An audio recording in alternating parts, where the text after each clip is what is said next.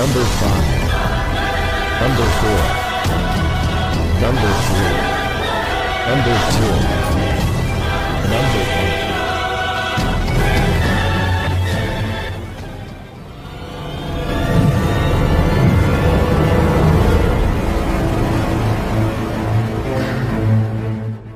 Pakar dan spesialis ilmu vibrasi antara diri Tuhan dan alam semesta, ilmu metafisika modern, ilmu kebatinan, ilmu pusaka dan benda bertuah. Update video terbaru dengan mengklik gratis, subscribe dan lonceng notifikasi gratis, dan selamat menikmati.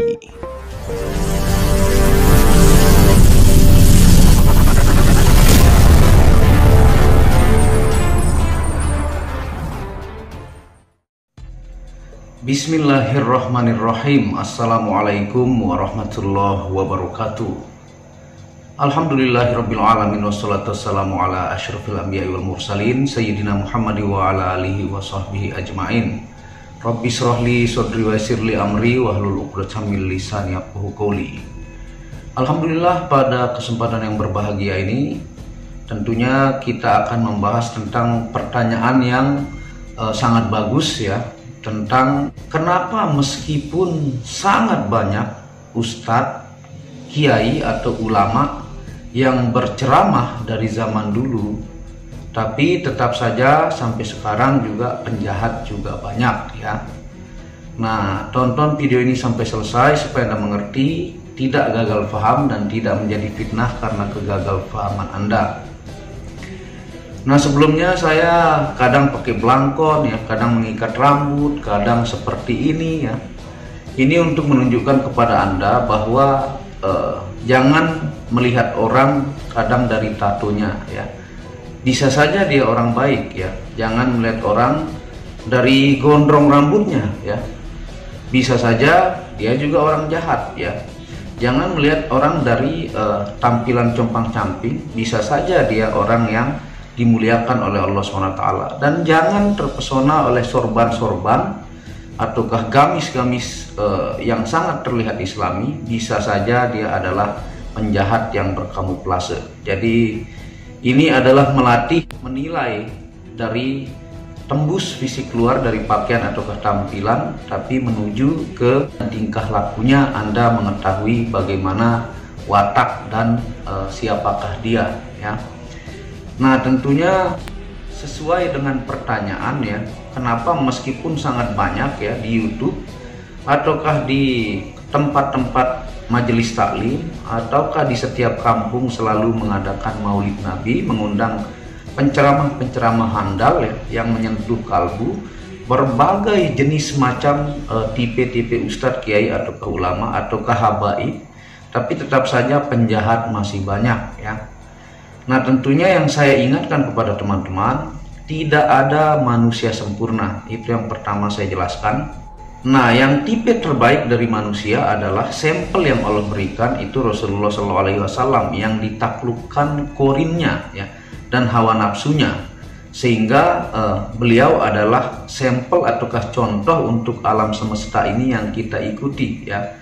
Yang saya bilang bukan fisiknya Anda operasi wajah Anda supaya mirip Rasulullah ataukah jari-jarinya ataukah bentuk badannya, tapi akhlak dan kelakuan beliaulah yang kita contoh untuk merubah diri kita jauh lebih baik ya.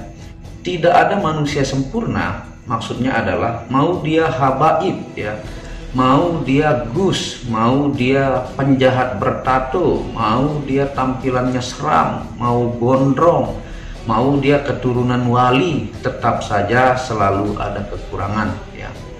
Jadi tidak ada sempurna ya. Jadi Anda mengharapkan manusia sempurna itu tidak ada. Nah, kadang-kadang orang itu hanya pinter berkamuflase ya, pinter menutupi kebobrokannya dengan kata-kata mulia ya, pinter mengkamuflase tampilan fisiknya terlihat seperti alim di luar, tapi dalamnya adalah bobrok ataukah keburukan. Jadi banyak di dunia ini yang hanya berkamuflase ya, dan tidak apa adanya, sehingga kadang-kadang kalau kebobrokannya terungkap, maka hancurlah image-image yang dia pasang. Makanya saya selalu menampilkan fisik saya berbeda-beda kepada teman-teman. Karena di Indonesia ini branding ataukah pengkaperan seperti menggunakan sorban ataukah belangkon ataukah bagaimanapun ciri khasnya itu masih sangat berpengaruh ya. Jadi kadang orang terjebak dari tampilan fisiknya saja. Dari zaman dulu pun, dari zaman Rasulullah ya, itu manusia termulia ya, membawakan akhlak-akhlak yang mulia, tetap masih ada penjahat. Kenapa? Karena itu adalah sistem semesta yang mutlak ya. Jadi tidak bisa ditawar. Selama ada kehidupan, hitam dan putih itu selalu ada ya. Itu wajib ya. Bahkan di setiap keluarga kecil pun yang namanya kelahi ataukah saling debat masalah omongan itu wajib. Bahkan kita suami istri pun untuk penyesuaian watak karakter itu membutuhkan waktu bertahun-tahun baru kurang kelahinya ya. Nah itu karena manusia berbeda-beda. Semua manusia di muka bumi ini berbeda-beda. Itu sering saya riset ya. Saya mendapatkan hasil ya dari YouTube, dari dagang, dari restoran dan sebagainya. Itu saya coba duplikasi ataukah kasih tahu orang lain sekitar saya, teman saya, saudara saya untuk bermain YouTube ya. Ini hasil riset yang saya alami dari adik saya, sepupu, teman dan sebagainya. Dari sangat banyaknya orang ya tidak bisa mengikuti ya. Karena kenapa? Karena mereka itu berbeda-beda ya. Ada satu yang mengikuti ya, itu nama channelnya Master Bangunan. Itu dia mampu mengikuti untuk bermain YouTube dari banyaknya orang yang saya coba duplikasi. Karena masing-masing itu berbeda watak, karakter dan passion ya. Ada yang hobinya ikan ya, ada yang hobinya seninya berbeda, ada yang cara mengais rezekinya berbeda ya. Dan itu tidak bisa dipaksakan. Ibaratnya Anda suruh ikan untuk loncat-loncat karena tupai yang kerjanya loncat-loncat di pohon ya. Jadi manusia itu berbeda-beda. Ibaratnya cicak Anda suruh dia berenang, ikan Anda suruh memanjat tembok ya. Jadi tidak akan bisa. Dan itulah alasan dunia diciptakan, karena perbedaan itu. Jadi yang menciptakan pertengkaran di alam semesta ini karena tidak menerima perbedaan. Misalnya kalau dalam sisi agama, misalnya ini kelompok ini ya meyakini bahwa yang dia pelajari itu ataukah yang dia amalkan yang paling hak atau yang paling benar. Yang satu kelompok meyakini yang paling benar, sehingga saling memaksakan. Sedangkan kelompok ini sangat banyak, saling memaksakan sehingga kelahi ya. Sehingga tidak menerima perbedaan. Jadi ujung-ujungnya adalah keegoan ya. Jadi bisa tercipta perang antara satu kubu dengan kubu lain, yaitu di masing-masing agama juga ada ya. Kalau di Kristen banyak kubu-kubunya ya, grup-grupnya, kelompok-kelompoknya. Di Islam seperti itu, di Hindu juga ada aliran-aliran yang berbeda-beda yang saling bentrok ya. Makanya banyak juga akibat kehancuran dunia ini antara agama ini dan ini, akibat isu-isu orang yang mempropaganda sehingga menghancurkan negara itu dengan cara menaruh orang-orang yang menghafal dalil dan sebagainya untuk menghancurkan negara tersebut ya. Meskipun dia penjahat ya, sejahat apapun dia manusia itu selalu ada kebaikan. Itu hal mutlak. Di manusia itu juga hitam dan putih itu selalu bersama-sama ya, mutlak. Sejahat-jahatnya itu pasti ada kebaikannya. Sebaik-baiknya pasti ada hitamnya. Meskipun dia mendengar ceramah di mana-mana, bahkan di YouTube viral, di TV setiap hari ada, kenapa dia tetap menjadi penjahat? Nah itu jawabannya pertama dari gen, dari keturunannya itu ada pengaruh. Karena kenapa wajah kita nggak pernah sama, sekembar-kembarnya selalu ada perbedaan? Karena misalnya sistem otomatis itu ada suami, ada istri, bergabung menciptakan anak. Ada yang dominan ke anaknya mirip ibu, ada yang dominan mirip bapak. Watak pun seperti itu. Ada yang watak dominan yang kurang baik, ada watak yang baik, ada yang sedang dan seterusnya ya. Sehingga agama inilah fungsinya untuk membuat kedamaian di muka bumi ini. Jadi agama sesungguhnya fungsinya untuk membuat kedamaian dan menahan hitam-hitam yang di setiap manusia ya. Jadi fungsi agama diciptakan untuk menahan angkara murka yang ada di setiap diri manusia, menekan ya. Dan ketika seseorang itu tidak kuat menekan dari sisi hitamnya, dominan sisi hitamnya, dan dibarengi dengan pergaulan yang mendukung, misalnya pergaulannya penjual narkoba, ataukah peminum, ataukah maling motor, maka ketika dia kurang kuat mengontrol hal hitamnya, maka akan menjadi-jadilah karena dari kebiasaan terus mencoba, terus ketagihan dan menjadi kebutuhan, sehingga itulah yang menciptakan penjahat-penjahat. Poinnya mereka itu dominan sisi hitamnya yang semua punya hitam dan putih ya. Karena lingkungan berpengaruh ya, dan tingkat pemahaman orang tuh berbeda-beda ya. Apakah penjahat kalau dengar ceramah dia mengerti? Dia mengerti ya, dia mengerti dan dia dengar dan dia tahu itu apa surga apa neraka, mereka tahu ya. Tapi karena kebiasaan yang membuat pola takdir yang mereka susah keluar dari lingkup tersebut atau lingkungan tersebutlah yang tetap mengikat dia sehingga susah untuk menuju sisi putih ya, sisi baik, karena lingkungan itu. Makanya untuk orang hijrah dari sisi hitam ya atau ke hal-hal jahat, dia harus meninggalkan kelompok tersebut dan berpindah kepada kelompok yang baru, karena untuk terlepas dari keterikatan lingkungan itulah sangat berat ujiannya ya. Sehingga kalau Anda tanya mereka sangat ngerti dan sangat paham. Bahkan ada penjahat yang hafal dalil dan Al-Quran, tapi lingkungan itulah yang menjebak mereka. Sehingga untuk hijrah itu benar-benar harus serius dan totalitas. Banyak juga yang tobat 1 tahun kembali lagi ke asalnya. Misalnya dari pengalaman yang pernah saya tanya ya, penjual narkoba yang biasanya mendapatkan duit banyak ya dalam waktu sekejap, tiba-tiba tobat ya.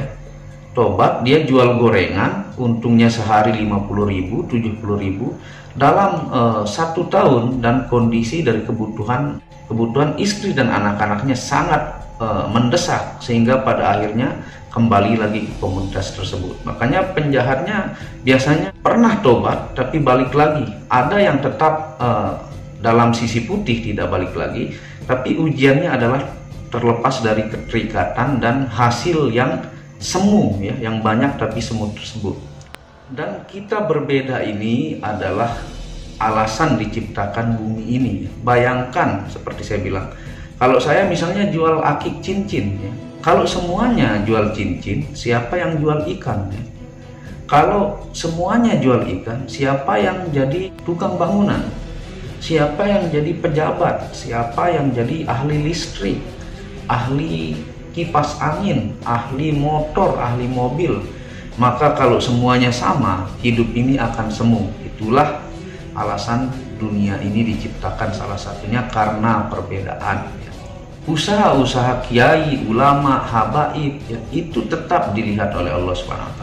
Dan dari misalnya 1000 beliau berceramah menyebarkan kebaikan, mungkin ada 5, 7, 10 orang atau hanya 1.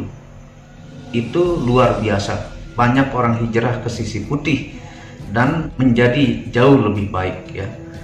Jadi yang penting ikhtiar untuk memerangi kebatilan, untuk membawa ke sisi putih.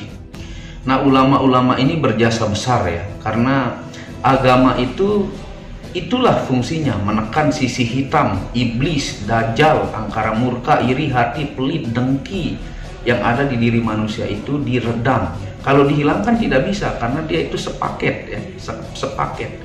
Tingkat meredam itu muncullah sistem yang dibuat oleh Muhammad yang begitu luar biasa untuk menekan hitam-hitam pada diri manusia supaya semesta ini mulia ya.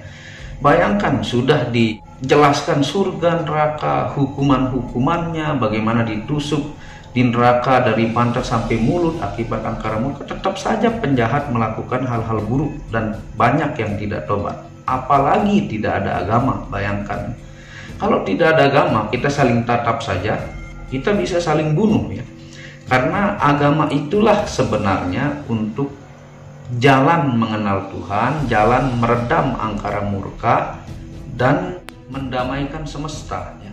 Mikronya adalah undang-undang dasar ya. Kalau tidak ada agama, tidak ada undang-undang dasar, Undang-undang dasar ini menciptakan mungkin aplikator-aplikatornya di lapangan seperti polisi, KPK dan sebagainya, itu saja masih banyak yang korupsi ya. Sama itu undang-undang dasar itu versi kecil dari sistem agama ya. Jadi bayangkan kalau tidak ada undang-undang ataukah pemerintah yang mengatur pajak untuk bikin jalan ataukah tidak menangkap penjahat, maka siapa yang kuat, siapa yang besar, dia yang menang. Jadi hukum rimba. Jadi fungsi agama itu membuat damai semesta dan undang-undang dasar. Ketika undang-undang dasar versi mikro malah diperalat untuk meraup keuntungan, maka siap-siap Tuhan akan membalas itu ya. Jadi kesimpulannya adalah orang yang melakukan hal buruk ataukah kejahatan ataukah maling, perampok, penjual narkoba dan sebagainya, mereka tetap punya sisi putih di dalam dirinya, karena semua kita ada hitam dan putih. Bedanya mereka dominan mendengarkan bisikan-bisikan hitam, sehingga untuk mereka berubah, mungkin ada yang berubah dengan mendengarkan ceramah direnungi berulang-ulang. Tapi untuk mereka berpindah hijrah itu, kita harus membawa dia dari lingkungan tempatnya terjebak untuk menuju lingkungan yang putih. Bergaul dengan tukang parfum akan kecipratan parfum, bergaul dengan grup narkoba akan kena narkoba. Jadi kita keluarkan dari lingkupnya.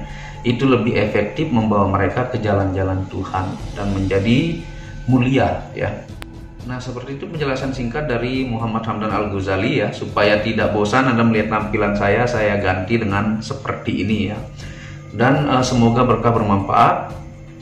Dukung terus channel ini untuk mengembangkan dan mengklik lambang merah subscribe gratis dan lonceng notifikasi yang belum subscribe.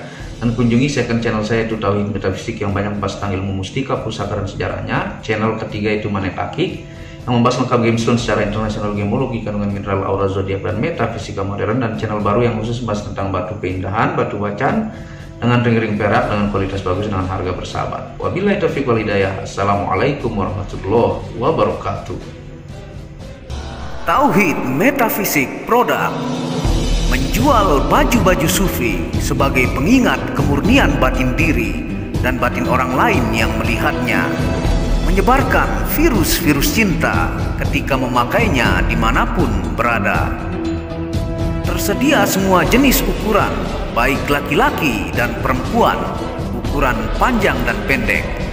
Harga promo murah dengan kualitas cotton dan sablon terbaik. Kontak admin WhatsApp 0858 1688 0424. Inilah review baju sufinya. Baju sufi yang pertama, logo Tauhid Metafisik, lambang Tauhid. Yang di belakang yang ada hanya satu.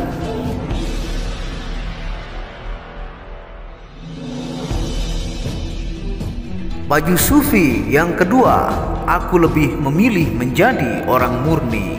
Logo di belakang baju adalah Tauhid Metafisik. Baju sufi yang ketiga, ketika hawa nafsu takluk maka damailah dunia. Tulisan di belakang adalah logo Tauhid Metafisik.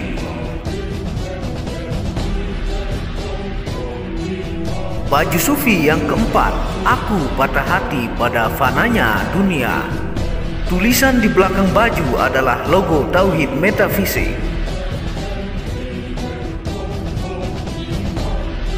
Baju sufi yang kelima, suara nuranimu bersih dan murni. Tulisan di belakang baju adalah logo Tauhid Metafisik.